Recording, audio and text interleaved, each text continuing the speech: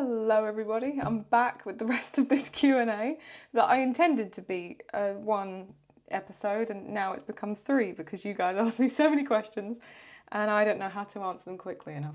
So I'm going to carry on with the Q&A and wrap this up today. Thank you very much as well to everyone who did submit questions. It's just really awesome of you. Like, I put out a community post expecting maybe, I don't know, a couple of dozen, maybe 115 I think there is in terms of comments now on that original post. So it's just really awesome. Thank you so much. I'd love to hear your stance on Heimerdinger and how you look at his way of approaching the politics and magic, especially the first few acts of the show.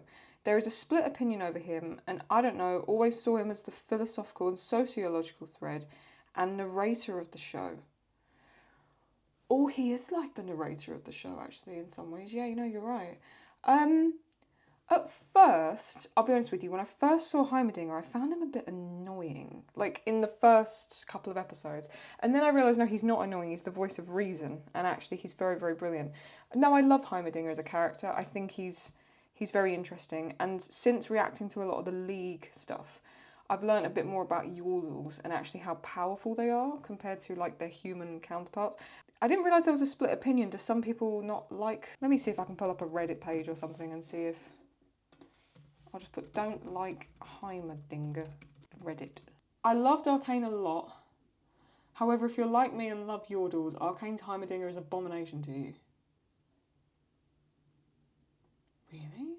Okay, so people saying he didn't like magic, but then he's a yordle. Yordles are fairies. He has magic going through him. I don't know, he's saying maybe celestial magic triggers him the most? I don't know. See, this is too far out of my understanding to really be able to give like a proper answer on this. I just found the character a bit annoying compared to the others, but then over time, he grew on me massively, and I think he's very poignant. So I have no issue with Heimerdinger, and I think you're right, he is almost the philosophical and sociological thread of the show. He is almost the narrator in terms of he's very omnipresent even when he's not there. His opinions and beliefs are running in the background of the other characters, so I think Heimerdinger is very useful. Last couple of decades, most popular films and TV shows are created under the umbrella of major studios. They often go for the safest bet when it is up to choose new content, and this is why, in my opinion, so many things feel so similar. Arcane is made by Riot, a game studio, which is pretty much unique to this date. This resulted in things like taking more time with picking voice actors, music artists to work with, experimenting with animation styles and such. What are your ideas about this, and do you think the success of Arcane can make a change here? Yes, I do. I think we've all sensed it, right? Is like things have become really stagnant in terms of cinema, TV. There is so much to watch, and yet some of it feels so commoditized, right? I think there's going to be a massive shift after this in terms of the idea of something being indie or lesser known is not really maybe the right way of putting it, but this idea of everything being produced by like 5 major production companies or conglomerates, and now these still huge companies but smaller and more willing to work with smaller studios, more independent spaces and whatever, or even people with smaller fan bases, like actually sort of people that are more dedicated in a certain space. Arcane has proved people still want very human-made content. They don't want something to just be made by like a language learning model at the end of the day. I keep seeing things like people saying, you know, oh, Arcane's over now, we're never going to see anything like it again. Yes, we are. We are going to see things like it again because Arcane's inspired people to make more stuff. Arcane is literally the linchpin now where people are going to go on and make more stuff like Arcane. Not in terms of character or style, but just... it's going to give people the incentive and the excitement to go and do more, and I think that's pretty pivotal. So yeah, I think it is going to have a massive change, and we're going to see it pretty soon actually as well, personally, is what I think. What are your biggest what-ifs in the show that could have changed the course of the story? Mine would be, what if Echo didn't interrupt Vi and Jinx's reunion in 106? What's my biggest what-if? For me, it's like what I said in the other, it's at the end, instead of Vi holding over the edge Jinx and Warwick, if it was Jinx and Vi holding Warwick over the end and they both have to make a decision together to drop him, I think that would have been interesting. What if that had happened instead of the other? My other what if would be something along the lines of like, I mean, you could say like if Mel had made it back in time, what would have happened to Caitlin? Would she be dead? So then what would have happened in terms of what would Vi gone on to do? Because then she would have just become I mean, can you imagine what Vi would have turned into if Caitlyn had been killed off?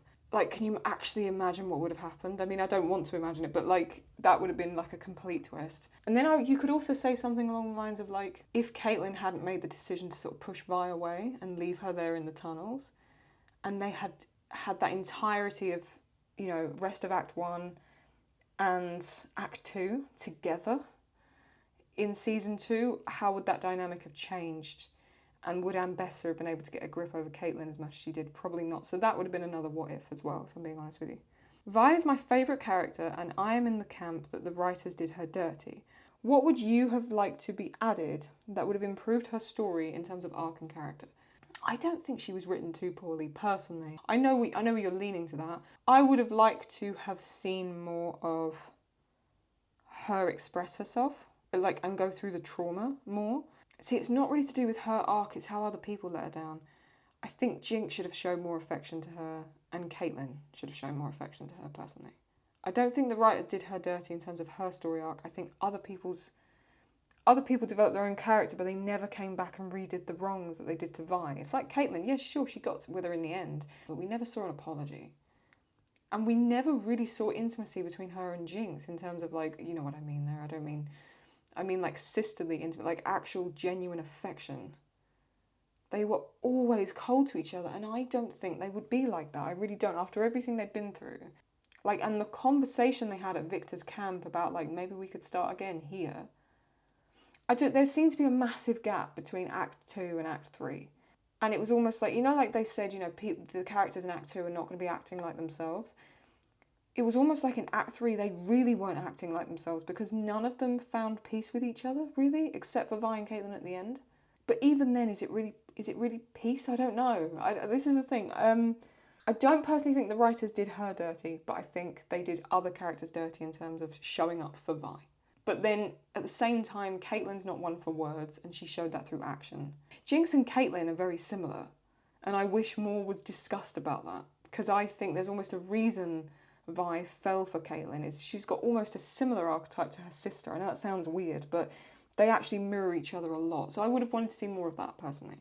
You didn't include Smeech in your hotness tier list. Is he above or below Cassandra Kierman? Or the blonde Chem Baroness, for that matter? The blonde Chem Baroness? You talking about Rennie? Who are you talking about? I'm not sure who you're talking about. Smeech. Well, I'd put him in the same tier as Heimerdinger. There's very few that go above Cassandra Kierman. Oh, maybe I'll do another reaction to like fan art and fan edits. I saw a drawing of a young Cassandra Kierman. I did save it on my Instagram. I did do that. In my opinion, the final scene between Vi and Caitlyn should have echoed the scene with Maddie and Caitlyn, with both of them donning comfortable silk pyjamas. I agree with you. My idea is as follows. Caitlyn examines the Hex Gate's vent ducts, as shown in the series, then heads to bed and sits in the same position she did in episode 4 of season 2, but then says to Vi, who we know is in the room but not yet visible on screen, a few years ago Jace's apartment was robbed while I was with him. Just outside the door an explosion occurred. The report mentioned 4 children fleeing the scene, including 2 girls, one with blue hair and the other with pink. Would you happen to know anything about that, Violet? Vi then starts humming, steps forward into frame and hugs Caitlyn from behind. Caitlyn responds, "Is that singing?" and the dialogue continues.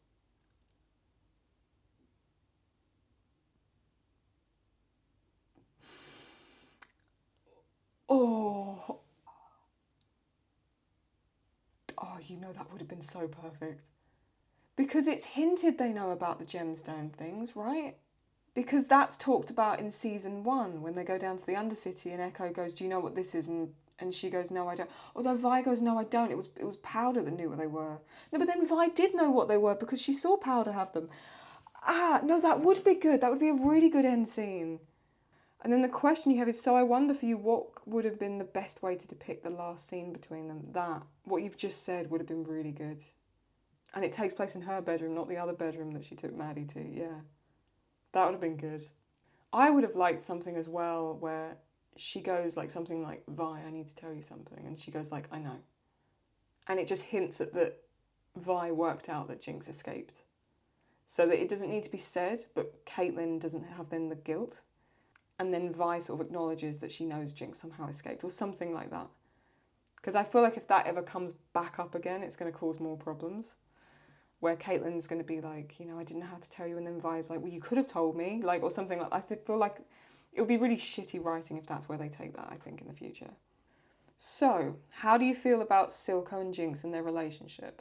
Firstly, anyone who's romanticising Jinx and Silco, go away. I don't like that at all. In terms of the father-daughter kind of thing, I think he really loved her and he cared for her. I can't say he was a great parent, but what happened happened. It's weirder knowing that he knew Felicia, obviously, in the connection with Vanda now. It feels really weird, because he must have known, surely to God, he knew Powder was Felicia's daughter. But then maybe they'd had the falling out before then. But then they talk about the issue with the bridge, and he would have known that Vanda caused the issue and the attack on the bridge, and that's what killed Vi and Powder's mum. So from a viewer standpoint, it was very entertaining, and I wanted to see more, but I'm glad we did, because in season 2 there's obviously like elements of Silk. You see the bit, it's obviously Jinx laying him to rest. Then there's like another bit where it shows who's gone now, and then it's the introduction to Smeech and all the other stuff. And then we obviously see him as a figment of her imagination at the end, which I really liked. So in terms of Silco and Jinx, from an entertainment standpoint, very, very good. From a romantic standpoint, no. Also very happy that she almost had someone to take care of her in a weird way, because he didn't do a great job, but at least he did take care of her. So we got to see Heimerdinger and Echo team up, Vi and Caitlyn team up, but how many other combinations never have we had the chance to join forces? Which 2 characters do you suppose could make the most potentially formidable topside/undercity duo?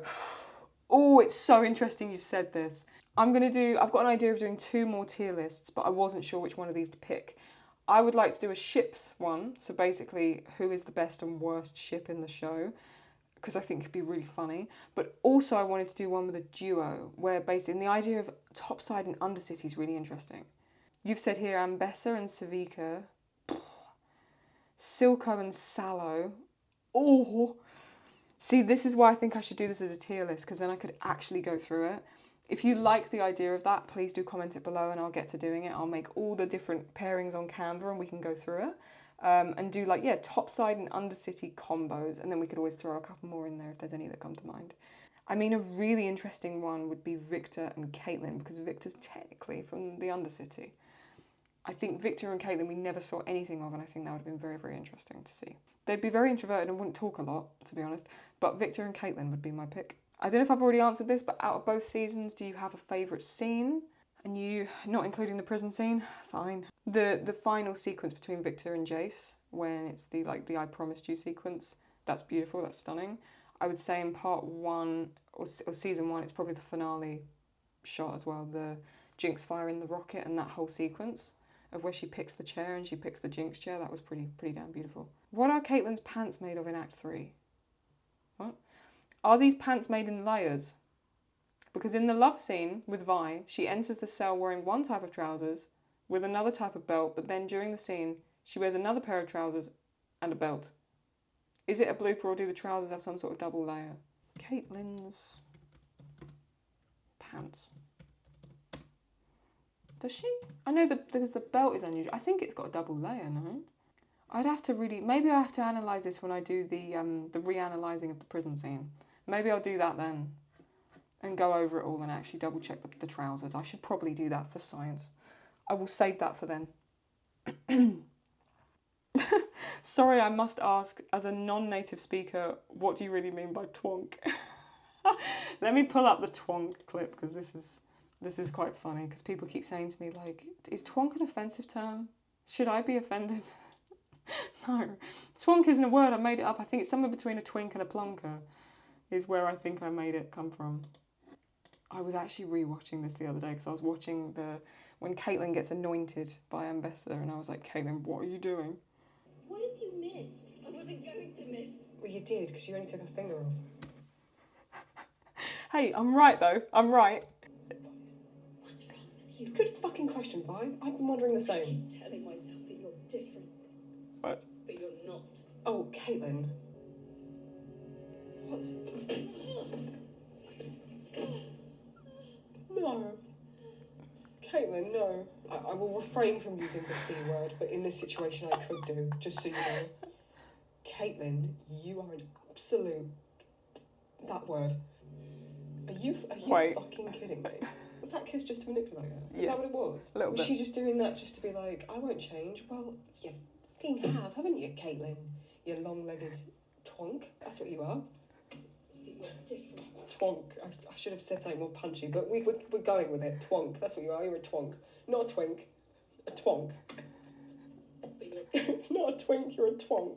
Fuck you. That's where it comes from. It's because I was trying to think of a word like twink, plonker, lanky, and then I came up with twonk. So that's basically where that comes from, by the way. Just to give you the heads up. It's not, it's an insult when I'm using it for Caitlin, but really it's a term of endearment. You know, you'd call someone you love a twonk. You know. Arcane was massive, one of the biggest series on one of the biggest streaming platforms. The sapphic representative is just a part of the plot. It's solely just the romantic aspect of the show, and it happens to be between two women.